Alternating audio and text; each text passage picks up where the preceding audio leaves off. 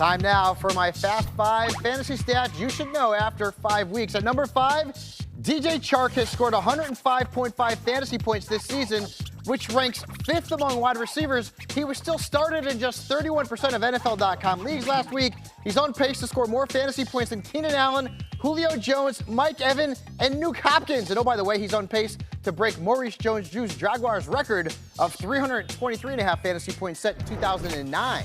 Yeah, just keep winning. Just keep winning. At number 4 is Matt Ryan. He's on pace to become the second quarterback to throw for over 700 pass attempts in a single season. Matthew Stafford did that back in 2012. Ryan, also one of 2 quarterbacks in the league with 300-plus pass yards in every game this season. The other, Patrick Mahomes. At number 3, Chris Godwin is on pace to score 384.32 fantasy points this season. That would be the 5th most by a wide receiver in NFL history. That's right, he would join the likes of Jerry Rice, Antonio Brown, and Randy Moss. That's pretty good company.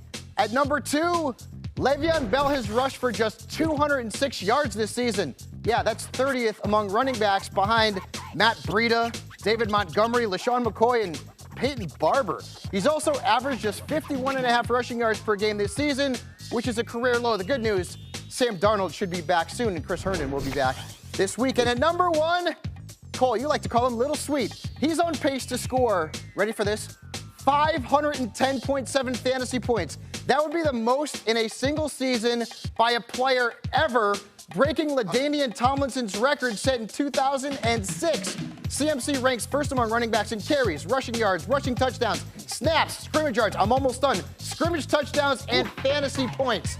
This guy is an absolute machine. And those were my Fast 5 fantasy stats you should know after Week 5.